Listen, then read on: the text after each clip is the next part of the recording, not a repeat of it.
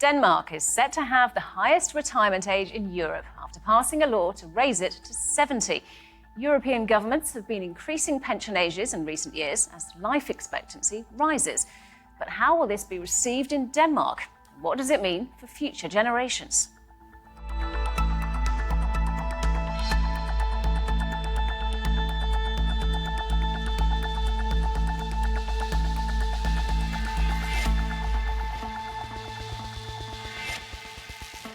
Hello and welcome to Roundtable. I'm Robyn Dwyer. Denmark's parliament has passed a bill to raise its retirement age to 70 by 2040. This would make it the highest retirement age across Europe, with Mette Frederiksen's government planning to increase it to 74 by 2060. So how has this been received in Denmark? What will the impact be on workers entering the job market today? Denmark is taking the lead in Europe, not just in a way everyone celebrates. Across Europe, governments are pushing retirement ages higher, but Denmark is set to surpass its neighbors with the highest threshold by far, increasing it from the current 67 to 70 by 2040. It will apply to anyone born in or after 1971 and make Danes the oldest retirees on the continent. The policy links pensions to life expectancy, a reform originally adopted in 2006. The logic is simple. As people live longer, they should work longer too. But not everyone thinks it's fair. Denmark's biggest trade union says it penalizes workers in physically demanding sectors. Other countries have also faced backlash. In France, the retirement age was recently raised from 62 to 64, sparking months of protests. As a nurse, I signed up to retire at 55 years. Now I'm going to sign up to retire at 64. Can you imagine a nurse at 64 taking your blood or putting in an infusion? In Denmark, the government argues it's the only way to keep the system sustainable and avoid burdening younger generations. So as lifespans increase and pension systems strain, how old is too old to stop working?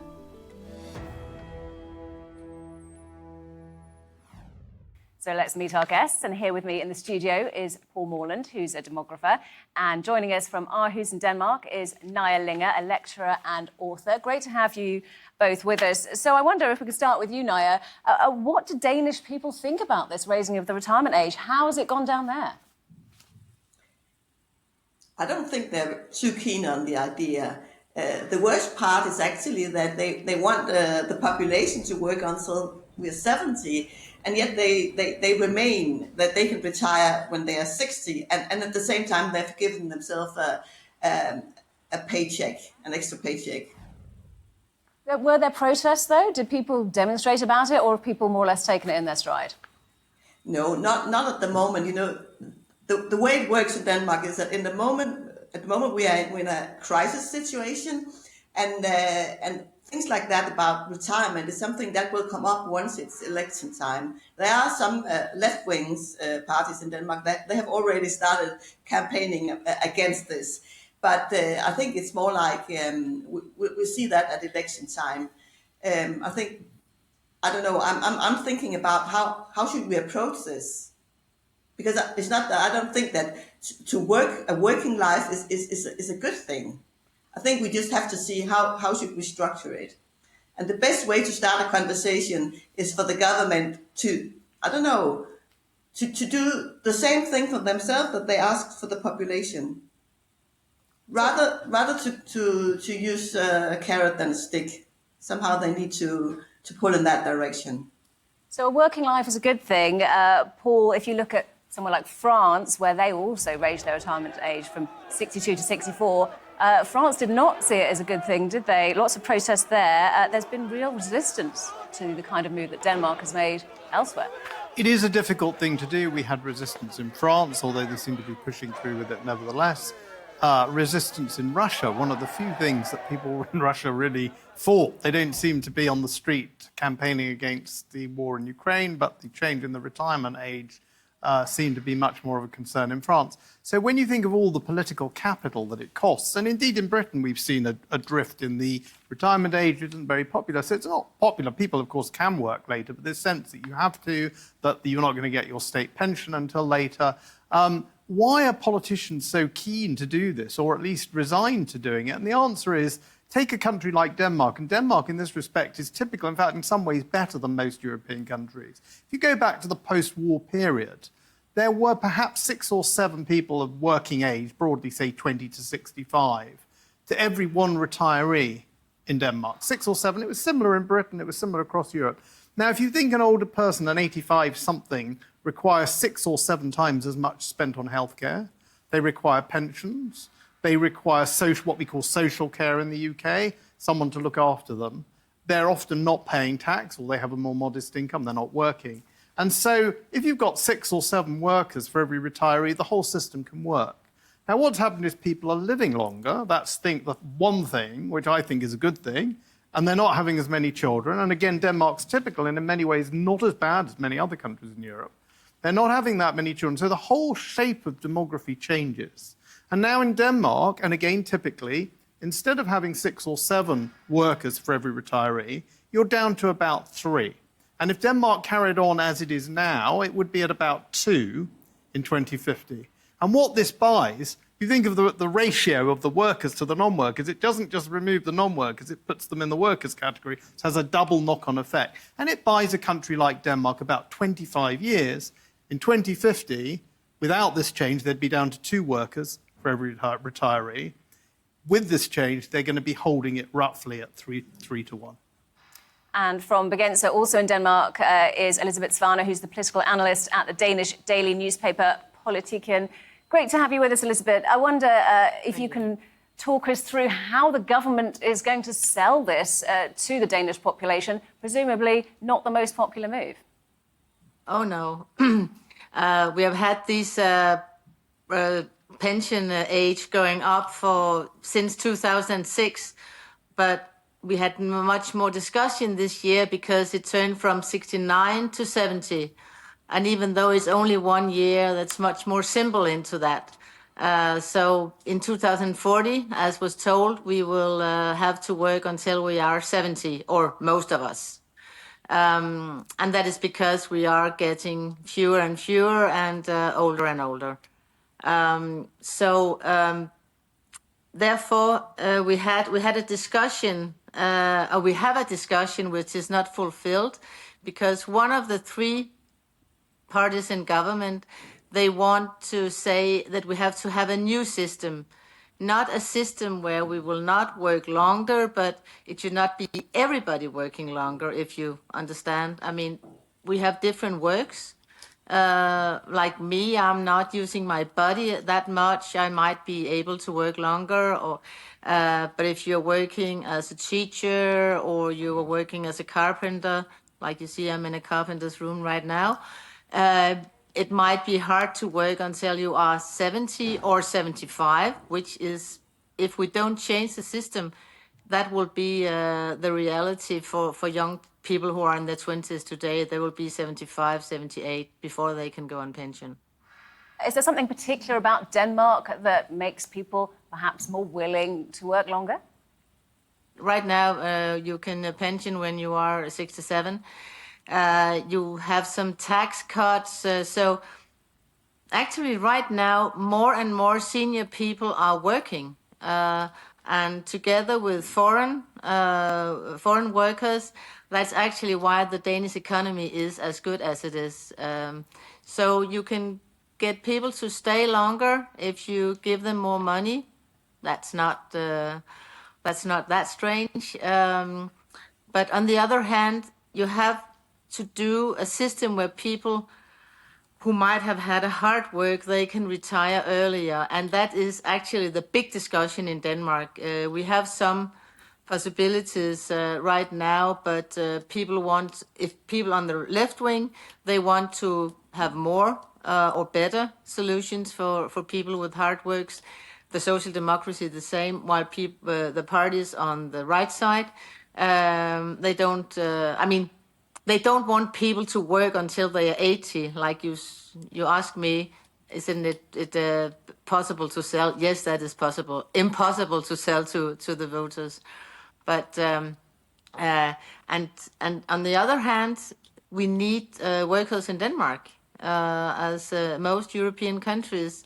So it's really a hot topic in Danish politics, and it was even hotter until Trump and Greenland and Putin and whatever came in this year. It was the hot topic last fall, and when we get an election within a year, it will be a hot topic again. And Nauja, what do you think? Does Denmark have its work-life balance right? Do people there want to work longer, enjoy working? I don't know. I think now Elisabet just mentioned Greenland, and me having a Greenlandic background, I know that we are in a time of crisis, and now we're talking about when should we retire.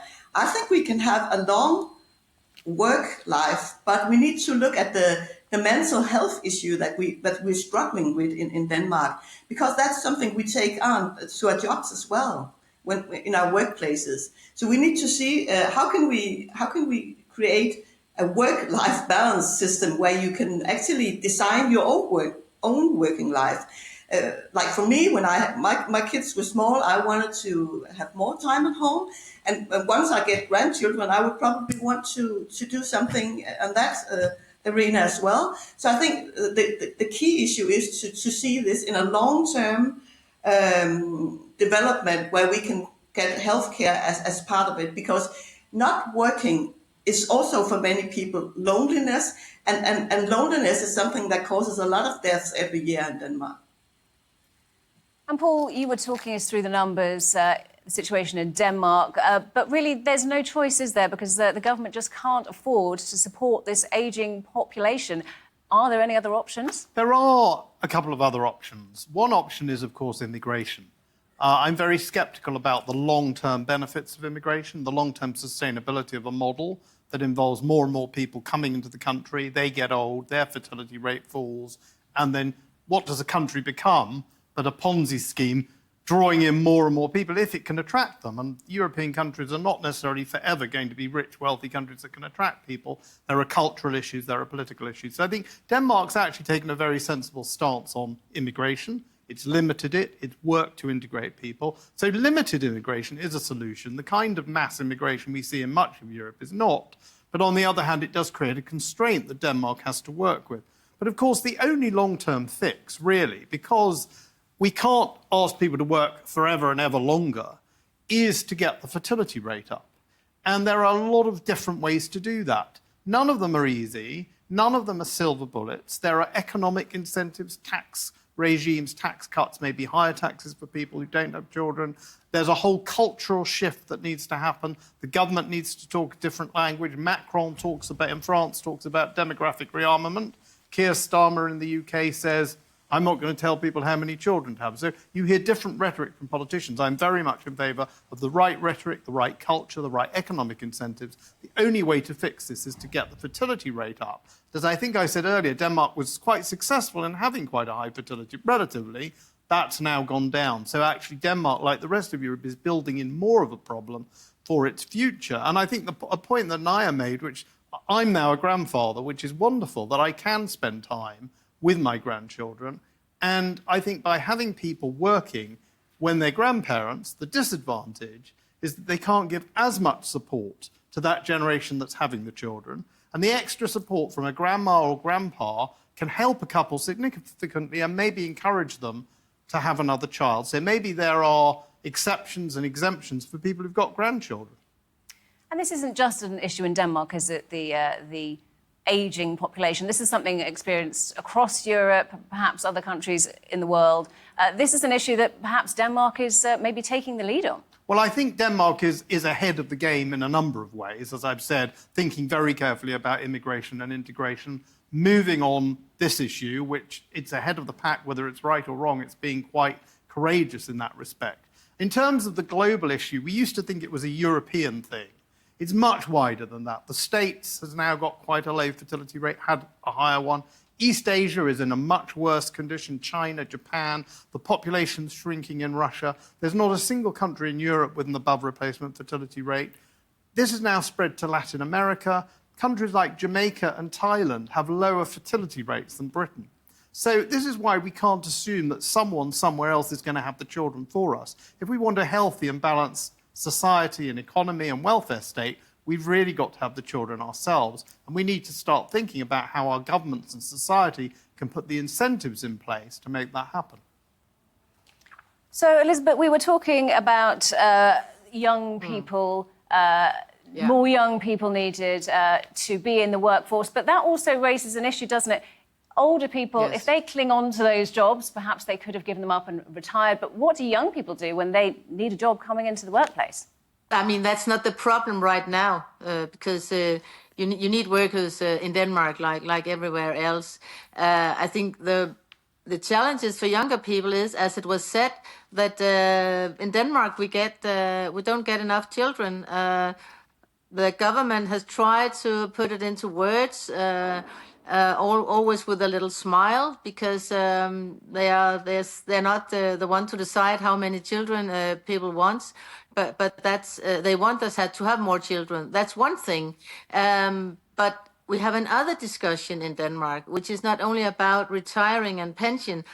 That's about time.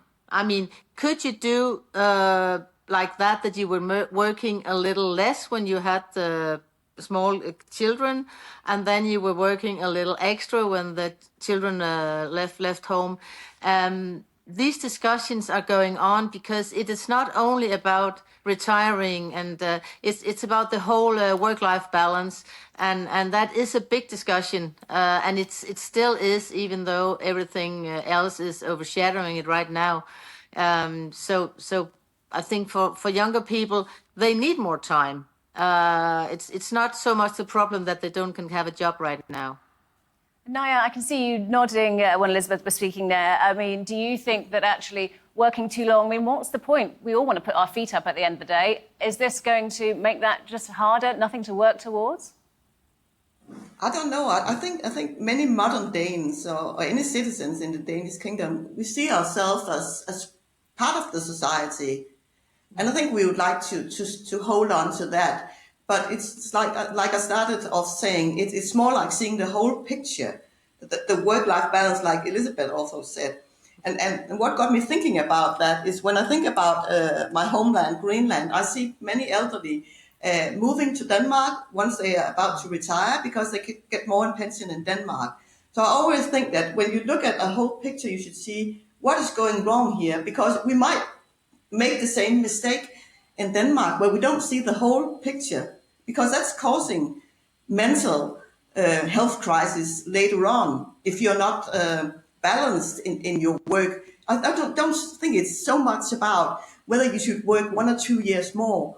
It's more about, like I said, when you get the carrot and you could design your own working life. And then I think it's very important for the Danish government to go ahead. If they want the people to do something, they should do it themselves. And Paul, we should talk about life expectancy, because the Danish retirement age is pegged to life expectancy. We are all now living longer. Perhaps we should all be working for longer.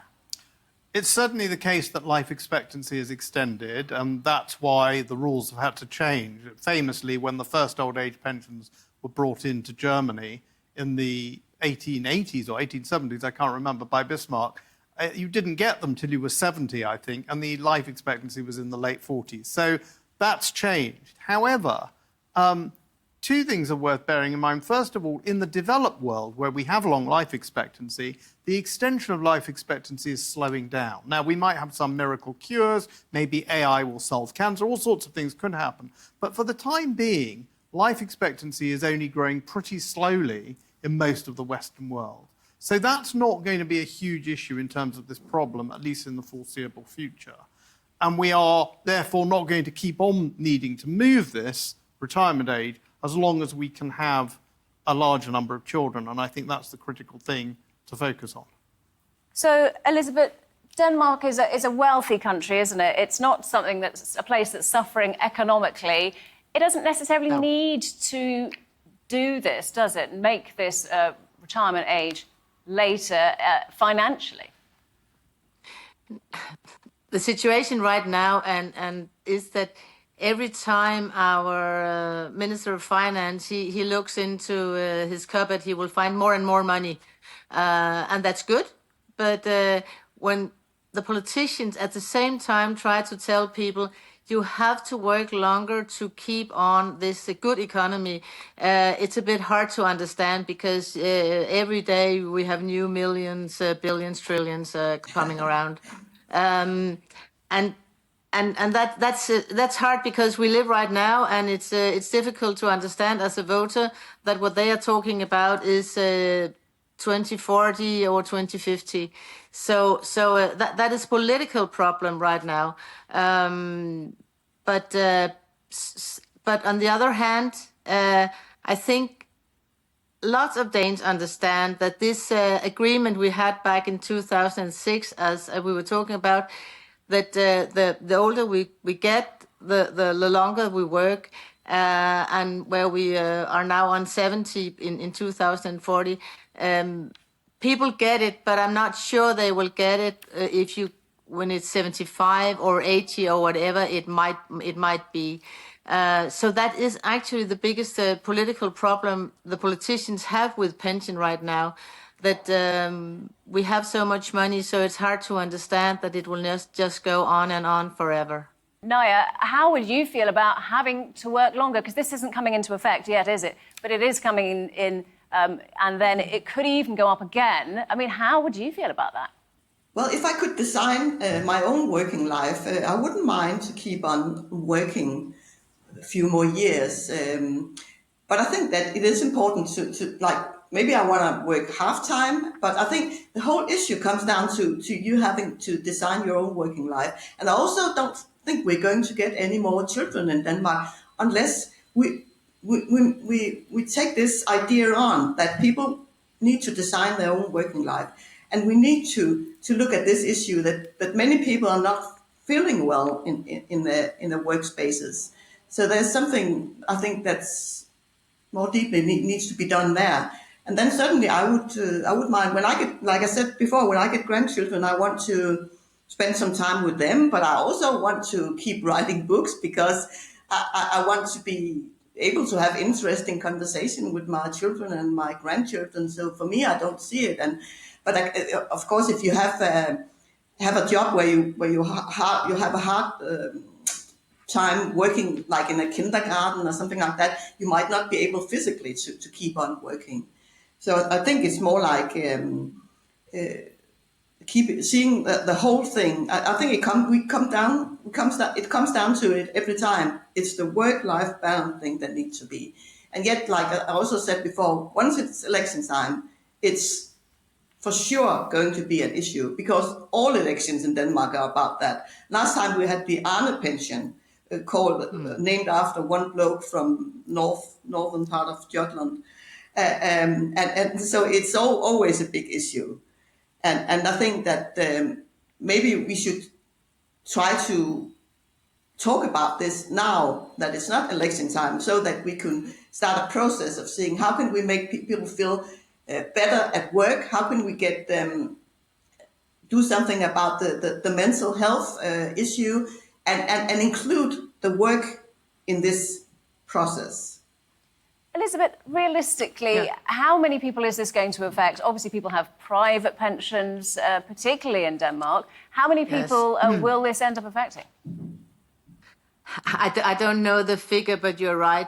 Right now, a lot of people also pension themselves because they have enough money.